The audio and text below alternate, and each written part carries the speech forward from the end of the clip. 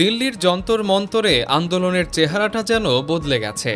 এক কোণে উচ্চস্বরে বাজছে দেশাত্মবোধক গান সারে জাহাঁ সে আচ্ছা, অন্য পাশে স্বেচ্ছাসেবকরা সামলাচ্ছেন অস্থায়ী মেডিকেল ক্যাম্প, আর ঠিক তার মাঝেই সাদা চার্ট পেপারে ব্যঙ্গাত্মক পোস্টার আঁকায় ব্যস্ত ২৭ বছর বয়সী আন্দোলনকারী পি হোসেন খান।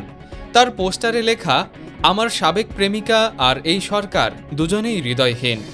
অক্ষরের বিন্দুর জায়গায় আঁকা একটা ছোট্ট ভাঙা হৃদয়। নিজেকে মিমার হিসেবে পরিচয় দেওয়া খানের কথায় সরকার যখন শিক্ষার্থীদের দাবি গুরুত্ব দিচ্ছে না, তখন হাসি ঠাট্টাই হয়তো তাদের নজর কাটতে পারে। ক্ষমতার বিরুদ্ধে হাসি, তার ভাষায় এক সূক্ষ্ম কিন্তু কার্যকর প্রতিরোধ। ২০ দিনের বেশি সময় ধরে আন্দোলনস্থলে অবস্থান করা এই তরুণ অংশ নিয়েছেন এক সপ্তাহের অনশনেও। ককরোচ জনতা পার্টির নেতৃত্বে চলা এই আন্দোলনের প্রধান চালিকা শক্তি জেনজি প্রজন্ম, যারা মিম, রিলস আর পপ কালচারকেই বানিয়ে নিয়েছে প্রতিবাদের প্রধান হাতিয়ার। একটি পোস্টারে বিদেশি অর্থায়নের অভিযোগের জবাবে লেখা, কেউ আমাকে টাকা দেয় না, আমি বিনামূল্যে এই সরকারকে ঘৃণা করি।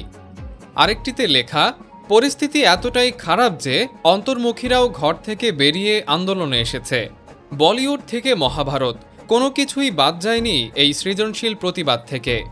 তু ঝুটি ম্যা মক্কর সিনেমার পোস্টার বদলে বসানো হয়েছে প্রধানমন্ত্রী মোদি ও শিক্ষামন্ত্রী ধর্মেন্দ্র প্রধানের ছবি।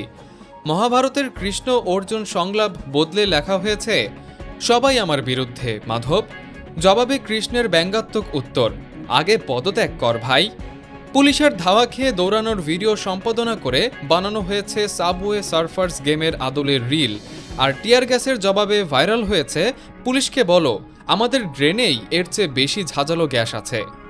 দিল্লি কলেজ অফ আর্টসের ১৯ বছর বয়সী শিক্ষার্থী সানার ভাষায়, ৫ দিন পর পরীক্ষা থাকলেও আন্দোলনে অংশ নেওয়াটা জরুরি মনে হয়েছে তার কাছে, কারণ আজ নিট নিয়ে সমস্যা হলেও আগামীকাল অন্য কোনো শিক্ষার্থী একই বিপদের মুখে পড়তে পারে। স্লোগান আর প্ল্যাকার্ডের চিরচেনা প্রতিবাদের পাশাপাশি এবার হাসি ব্যঙ্গই হয়ে উঠেছে দিল্লির রাজপথের নতুন ভাষা। ডিজিটাল যুগে প্রতিবাদের রূপ যে বদলে যাচ্ছে, জেনজির এই সৃজনশীলতাই যেন তার সবচেয়ে বড় প্রমাণ। ডেস্ক নিউজ, অগ্রযাত্রা, প্রতিদিন।